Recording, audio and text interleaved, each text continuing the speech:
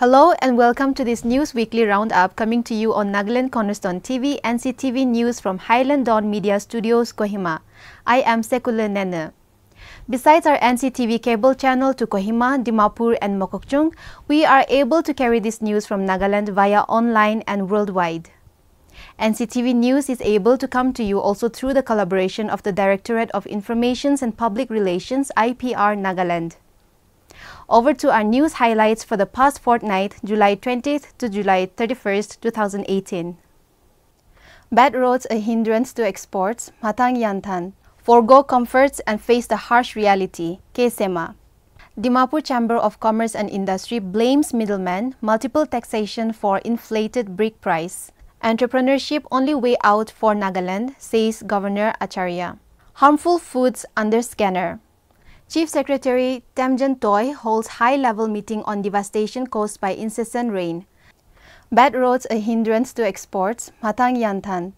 Advisor for Horticulture Matang Yantan last week said that the road conditions in the state was a factor that contributes to difficulty in exporting agricultural products outside Nagaland. He was speaking at the inaugural program of the Integrated Export Development Project training held on Saturday at DAN Training Center, Fort Mile, Dimapur. The advisor stated that the central government was also involved in solving the problem of transport of goods, adding that the state government would approach the center to discuss this problem.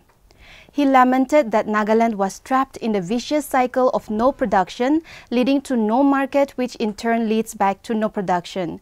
Horticulture Principal Secretary Nagaland M.K. Mero maintained that in the days to come, the upcoming and ongoing road and rail projects in the state would improve connectivity, making the export of products easier. He revealed that the department was also planning to set up a marketing wing. Bangladesh Fruits, Vegetables and Allied Products Exporter Association President S.M. Jahangir Hossain asked trainees to focus first on the quality of products and then go for exports. Up next, DMC recycling waste at dump site. Facing tremendous pressure for not disposing of the garbage hygienically at the landfill site in Burma Camp, Ward No. 3 Dimapur, the Dimapur Municipal Council has now stepped up its responsibility by roping in an expert to recycle the piled-up waste at the site. Ragini Jain, a Swachh Bharat Mission national expert who is also empaneled by Ministry of Urban Development and Health, began recycling waste at DMC's landfill site on July 6th. In 7 days' time, people living in the vicinity testified that there had been significant and visible change. Earlier, we faced tremendous problems because of flies, stench, and worst of all, the endless smoke caused by burning of the waste, but comparatively, there are none of these problems, and at this rate, we hope we will be able to live a healthier life, said a family living in the vicinity of the landfill. The current recycling process is in a very scientific manner, and even the Nagaland Pollution Board Control is also involved as a third-party monitoring agency, and every week we are analyzing samples of the waste collected before and after the procedure, she added. Ragini commended the current DMC Administrator Mua Sangtam for having genuine concern for the people and environment by finding the means to recycle waste which had been left unattended for a long time. Next, rural Nagaland takes part in direct samvad with Modi. With the rest of the country, Nagaland State Rural Livelihoods Mission (NRLM) on July 12th organized a direct samvad dialogue between Prime Minister Narendra Modi and members of self-help groups under Deen Dayal Antyodaya Yojana, National Rural Livelihoods Mission and Rural Self-Employment Training Institutes. According to State Program Manager NSRLM, Nagaland Imonan La Imkong Pom stated that the members' interaction gave them an opportunity to discuss with the Prime Minister the various activities undertaken by them and how these had impacted their lives.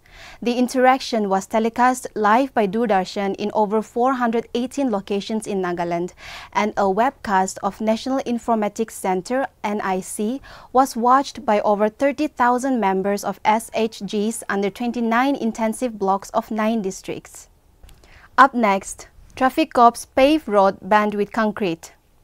Dimapur Traffic Police (DTP) on Sunday took the initiative to pave the junction leading from the National Highway into Walford Colony to ease traffic woes. This junction that leads to Walford Colony at the west end of the new Dancery Bridge is one of the worst bottlenecks for daily commuters of the highway. DTP, under the aegis of the Deputy Commissioner of Police, decided to pave this junction with concrete using their own funds in an effort to address the issue. Officials present at the work site explained that many drivers prefer to take the Walford Colony Road that connects to the main Walford Road towards Supermarket in order to avoid traffic jams at Burma Camp Police Point. Most of the drivers, particularly from outside Dimapur, either did not know about the dilapidated Nagarjan Bridge or do not want to risk driving over it. This has made the Walford Colony Road a favorite for many motorists. Next, abnormal hike in price of brick in Dimapur. From Rs 7 during 2016 to 17, the rate of a piece of mud brick has shot up by an astronomical Rs 9.50 in March 2018. The new rate, added with various taxes still unloading at site, a piece brick will now cost Rs 10.50. It may be recalled that usually the price of brick is influenced by various factors such as cost of coal, labor charges and taxes applicable. Invariably, the cost rises by around 40 paise to 50 paisa, but this time the cost has risen by around Rs 2 per brick. To top it all, bricks have disappeared from the market and construction works have ground to a halt. Prices of all construction items such as sand, stone chips, roads, etc. have shot up in the absence of monitoring authority. Costs for building homes have become exorbitant. Up next, forgo comforts and face the harsh reality, K. Sema. Retired government servant and author K. Sema urged around 300 theologians to forgo their comforts and face the harsh realities that lie ahead, while also comforting them that the price of commitment would even involve death. He was speaking as the guest speaker at a Cultural Day program held at Trinity Theological College on July 16th. Reflecting on how Christianity was brought to Nagaland at a time when Nagas were headhunters, he said American missionaries made a conscious choice to forego all comforts and luxuries back home to bring the gospel to Nagaland.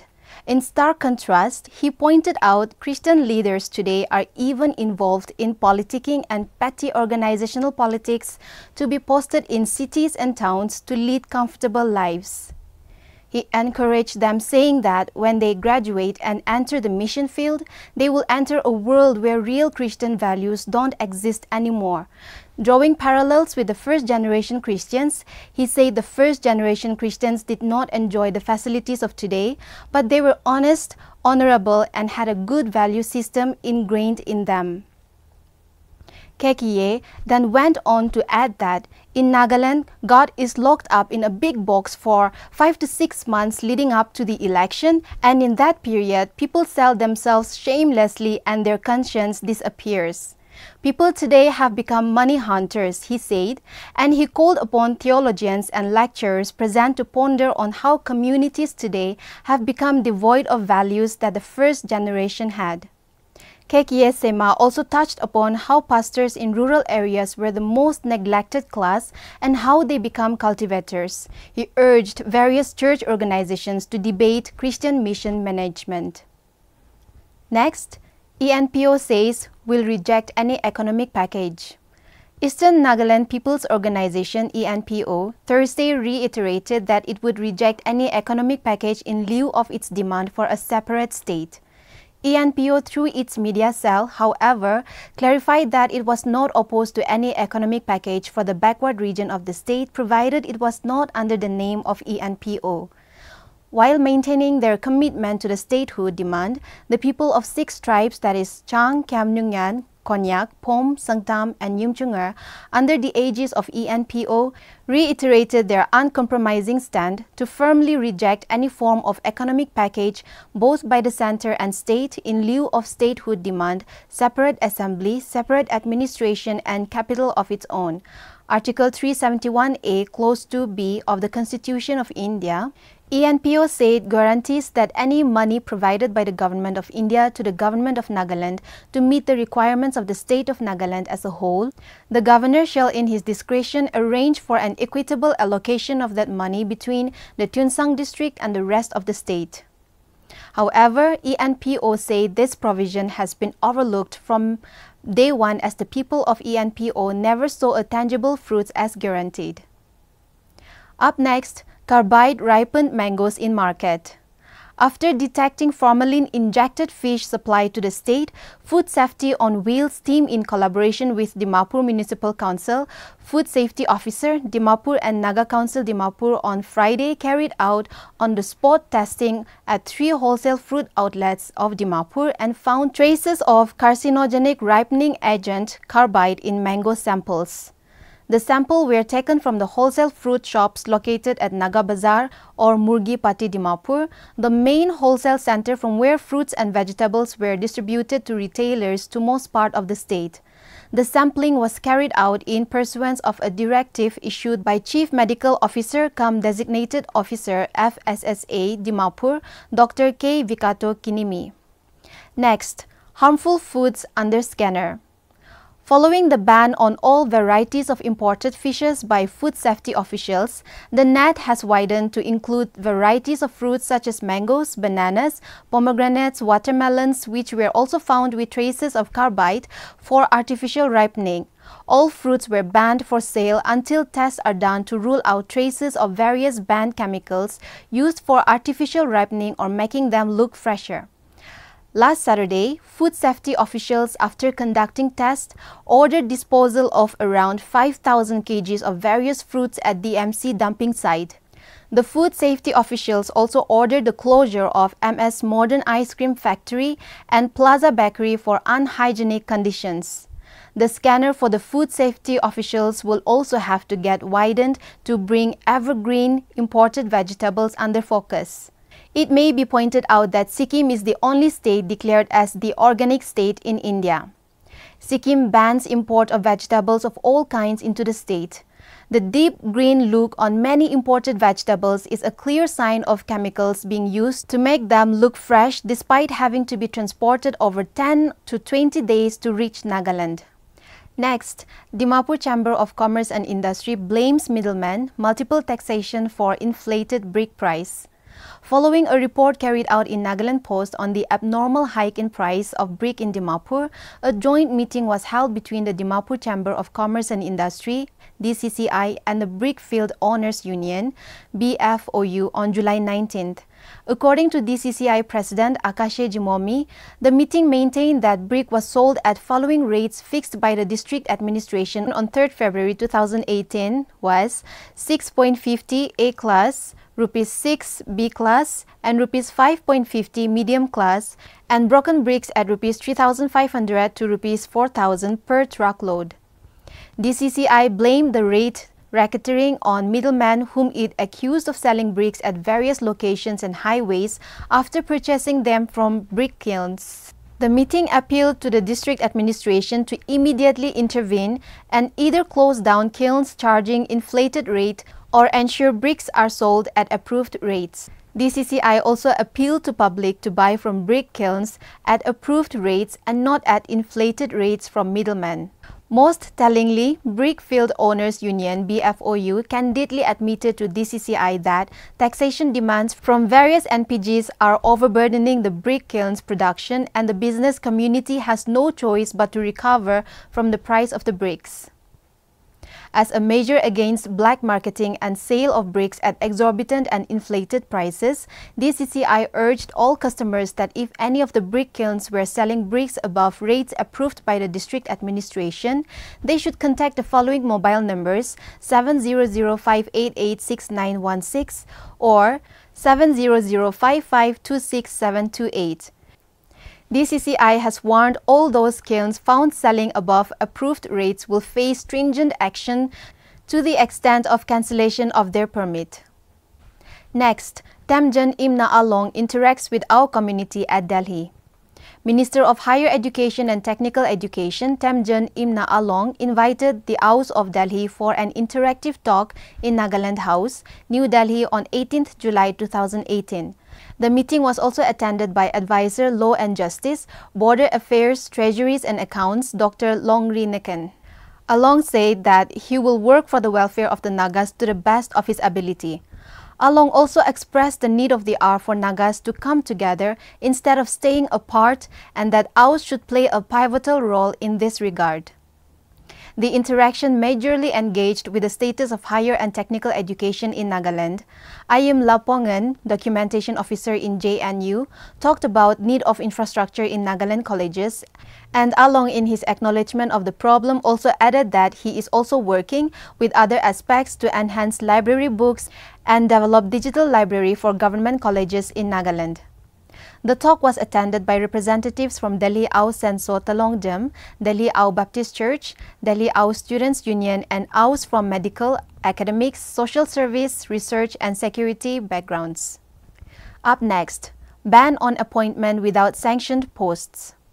The Department of Personnel and Administrative Reforms in an office memorandum stated that the state government has issued instructions that all appointments at all levels shall be made only against existing vacant posts that have been created in accordance with the rules in force, and no appointment of any sort shall be made in the absence of a vacant post, via this department's office memorandum dated 26 February 2001. Despite clear instructions, it has come to the notice of the government that a number of unauthorized appointments without sanctioned posts have been made by certain heads of department.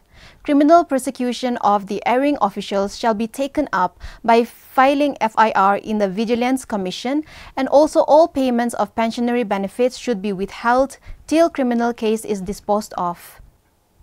Next, Naga American Foundation holds conference.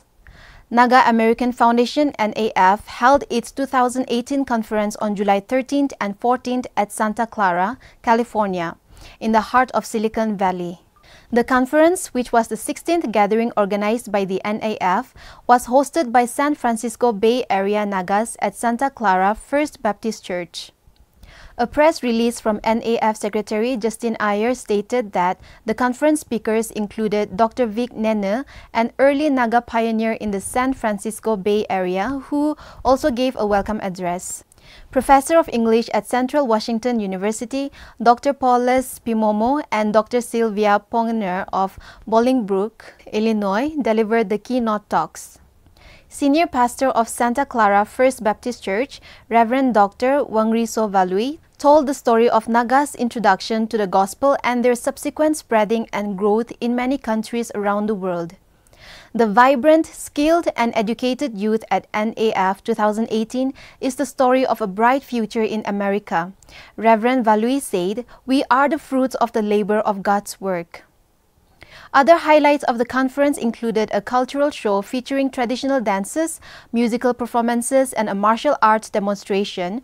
Around 100 individuals from across the United States attended the conference. Next, entrepreneurship only way out for Nagaland, says Governor Acharya. Governor P.B. Acharya has observed that despite growing best agricultural produce, farmers in Nagaland did not get their due, as these were mostly sold at throwaway prices to traders from Assam and other parts of the country. He made this observation while attending a conference on startups and MSMEs in food processing. Attending a conference on startups and MSMEs in food processing at Indian Council of Agricultural Research, National Research Center on Mithun at Medzipima on Monday as a chief guest. The conference was jointly organized by Associated Chamber of Commerce and Industry of India and Union Ministry of Food Processing Industries in partnership with ICAR, NRC on Mithun, Industries and Commerce Department, Small Industries Development Bank of India, and National Bank for Agriculture and Rural Development. Despite lack of good roads, proper facilities, and power, farmers in Mon district grew cardamom of good quality and ginger the size of a fist, Acharya said, but lamented that cardamom that cost over 1,000 rupees per kilo was sold for about 200 to 240 rupees. The governor categorically pointed out that there was barely any cooperative movement in the state, the work culture is depressing, and that everyone seems to be hungry for money. With increasing number of educated and talented workforce entering the market every year, Acharya stressed entrepreneurship as the only way out for Nagaland's progress. He called for a paradigm shift in mindset and appealed to youth of the state to think beyond seeking a job and impact society at the grassroots level. The governor also pulled up universities for producing graduates who merely sought to earn a living and lacked an entrepreneurial bent of mind, and nationalized bank for failing to penetrate into far-flung areas of the state, citing Eastern Nagaland as an example. Nationalized banks and government agencies should focus on assisting and supporting an entrepreneur every month, he stressed. He suggested educational institutions to dedicate at least last 6 months in any course to learning skills that would help them become independent. The success of a university is not determined by how many students graduated each year or got gold medals, but if the graduates could become job givers instead of job seekers, he added. Up next, CMO Dimapur directs food dealers. Chief Medical Officer CMO Dimapur has directed all the food handlers and dealers in and around Dimapur, including all manufacturing and processing units such as restaurants, bakeries, hotels, food stalls, packaged drinking water plant, ice cream factories and other edible food item shops, to improve the hygiene of their facilities or units within 14 days from the date of issue of the order. In a press release, CMO Dimapur Dr. K. Vikato Kinimi stated the sale of food items without FSSAI certification and use of prohibited chemicals in fruit and vegetables would be penalized as per Food and Safety and Standard Acts 2006. He further informed that regular surprise checking would be carried out after the 14 days grace period and warned defaulters of action under FS&S Act 2006. On Monday, CMO Dimapur and a food safety team inspected Breeze Bakery and Popsicle Ice Cream Factory, and the proprietors were directed to improve hygiene. Next, expired goods seized in Mon. Teams comprising of District Administration, Police Force, Mon Town Council and Mon Town Students Union conducted a surprise checking in Mon Town in relation to duplicate and expired goods on 23rd of July 2018 and seized a huge catch of expired food items, cosmetics and drugs. The defaulters were asked to present themselves in front of ADC, Headquarter and Administrator Mon Town Council. Also, other shopkeepers were warned to avoid such malpractice and dispose any kind of such items on their own. Otherwise, heavy penalty and legal course of action will be taken.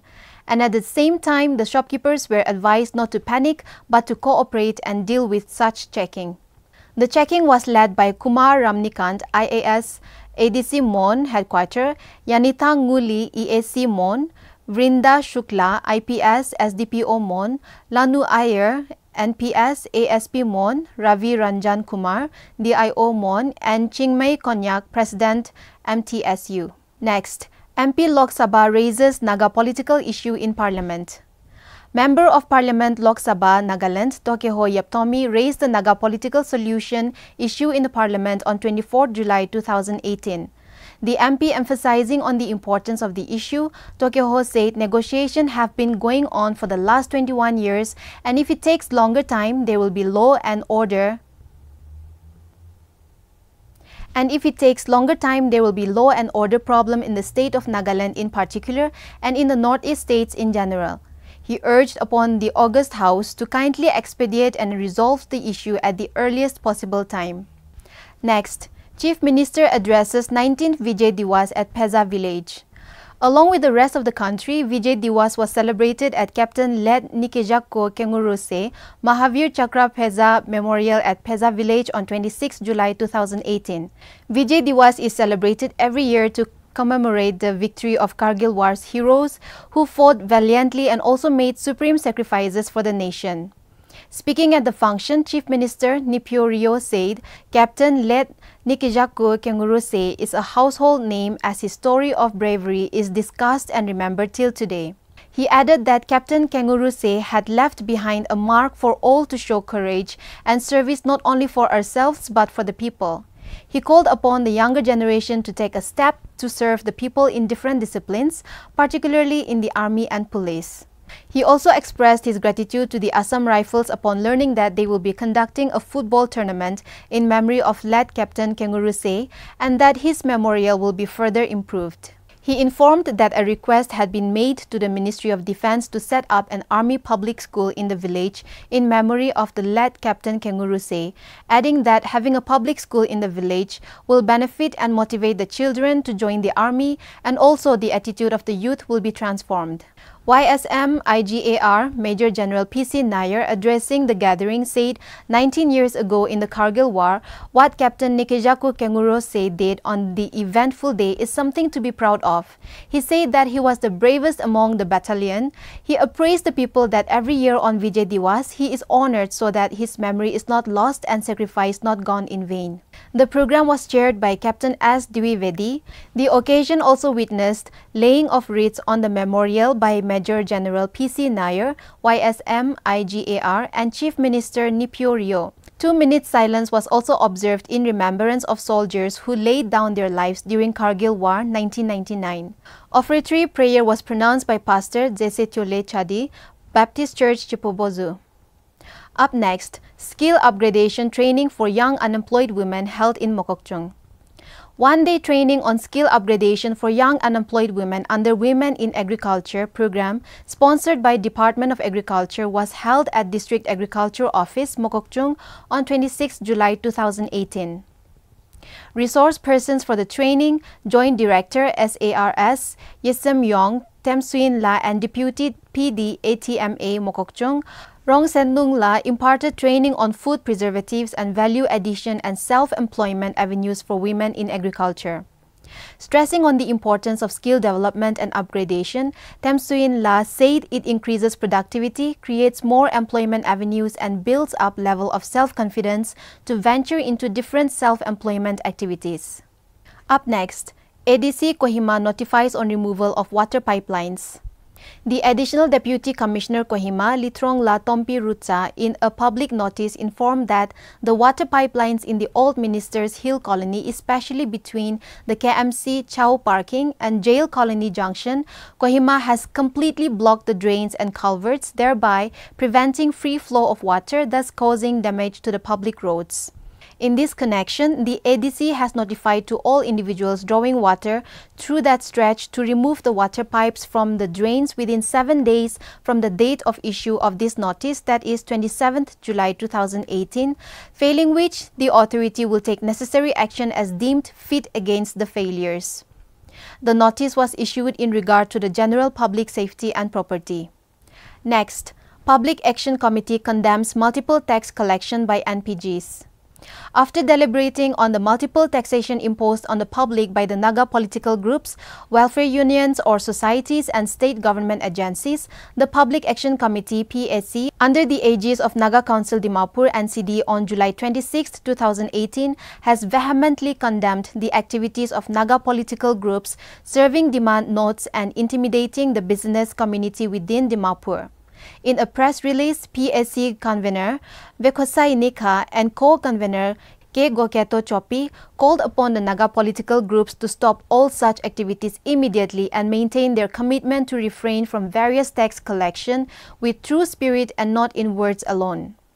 According to the PAC, the House also resolved that 19 tribal HOHOs, NCD, DUCCF, DCCI, NWHD and Senior Citizens Forum would conduct consultative meeting with their respective members or tribes and deliberate on how to streamline the burden of multiple taxation, syndicates, lease system and various taxes by Naga political groups, unions or organizations, etc., including the state government agencies which added the burden on the public and affecting the economy. They said that the outcome reports would be submitted to PAC on or before August 18, 2018. Up next, National Highway 2 opens for vehicles. National Highway 2 near Pesama village, which was completely blocked on July 28 due to mudslide, was cleared on Sunday. All vehicles were being allowed to pass through the stretch. Sources informed that the road clearing work was conducted by BRO with the help of the local populace. Meanwhile, restoration work along the stretch near Peducha, which was hit by a massive landslide on July 24th, was still on. All vehicles were being diverted via Peducha Tsisima till Sunday, sources informed. According to NHIDCL branch office Dimapur, restoration work is being carried out round the clock. However, the work has been affected due to incessant rain leading mudslide in the area. NHIDCL said the restoration work may take another 1 week up to August 4th if weather conditions were favorable. Tripartite agreement between Poilwa, Konoma and the Government of Nagaland. A program for signing of the tripartite agreement on augmentation of water supply to Kohima between Poilwa, Konoma and the Government of Nagaland was held at State Banquet Hall on 21st July 2018. Chief Minister Nipio Rio, speaking at the program, said that signing the tripartite agreement between Konoma, Poilwa village and the Government of Nagaland is a red letter day for all. Rio expressed gratitude to the villages of Poilwa and Konoma for being large-hearted and showing support and cooperation to give water supply from Teopuki River and Zephyr River. Rio stated that in 1977, the population of Kohima was around 21,547 and in 2011, it has come up to 1,23,114 and by 2050, it is expected to cross 3 lakhs population in Kohima town. He further added that the need for water will continue to increase and after 20 years, 30 million liters per day will be required, whereas till now, water supply from Jotoma and southern villages could not even suffice the need. Speaking at the program, Chairman Poilwa Village, I. Daniel Ziliang, said that he is very optimistic that tripartite agreement on augmentation of water supply to Kohima between Poilwa to Konoma and the Government of Nagaland will see a new beginning of prosperity and faster development.